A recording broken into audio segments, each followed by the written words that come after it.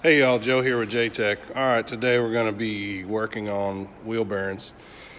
So I'm gonna flip the camera around here and show you what I'm gonna be working on. And then I'll get back with you in just a minute. All right, so I'm back. So here we go. It's just a trainer that was made up. Okay, so I gotta pull this dust cap off right here. And I know it's kind of dark back here. It's hard to see. Sorry about that. So I can't hold the camera and do this. So I'm gonna pop that dust cap and I'll get right back with you. Okay, y'all. So here's the dust cap. I got her pulled off. So inside of here we have a cotter pin that wasn't really in there very good, and a castellated nut, and you take a wrench or a pair of pliers if it's not super tight. Just pop that loose.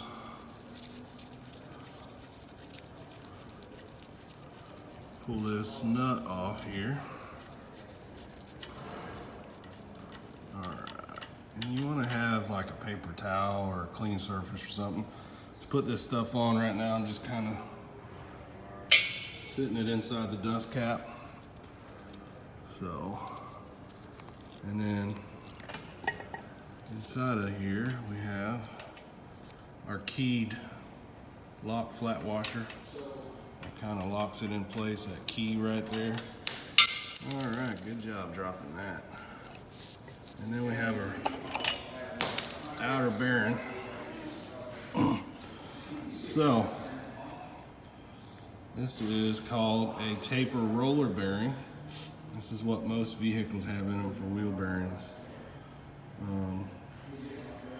So, we would clean this up. If this came out of a vehicle, we would clean this up with parts washer or brake cleaner, whatever you kind of got, carb cleaner, something like that. And then you would check this to make sure it's not blued or cracked. That would be heat. So, I mean, as long as your bearing's good, then you would repack it. So you would put like a dab of grease in the palm of your hand, and you would just work this bearing around, like kind of like that, just smashing it into the grease until you got grease coming out of the top here. And this bearing really needs to be packed because you can see the top of the rollers and on the bottom. But like I said, this is just a trainer. So, all right. I'll pull this off. All right. So now you have your spindle here. You want to check this thing out real good too, make sure it's not cracked or have any bluing or heat checks, anything like that, because if it does, then you need to change it. On the back side here, you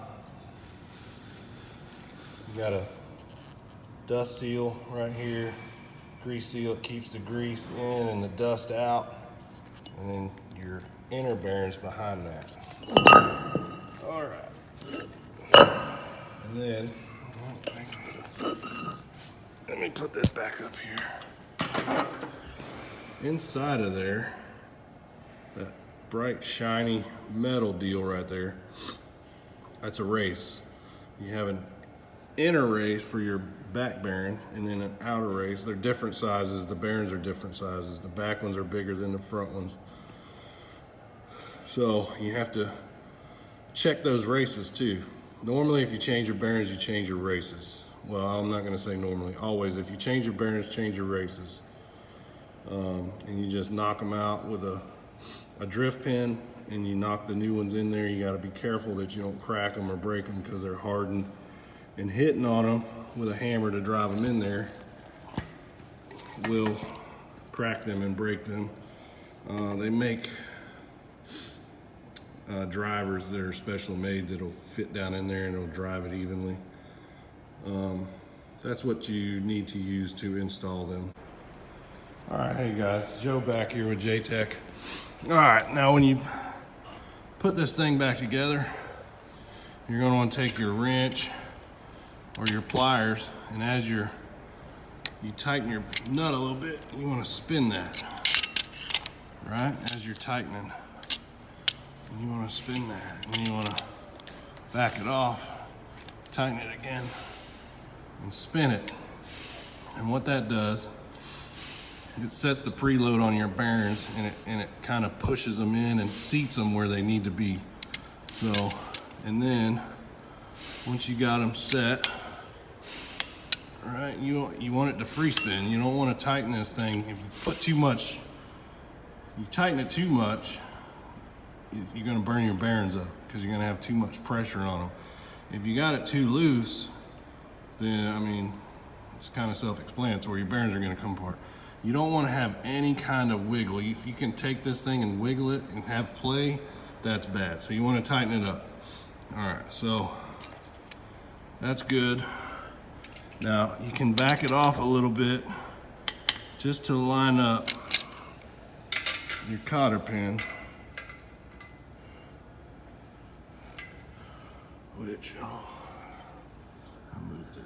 So, and then get your cotter pin in there, and it would have one leg longer than the other, and you'd fold it around over top of the thread, and that's going to keep that nut from coming off. But like I've said, this is a trainer, so we're gonna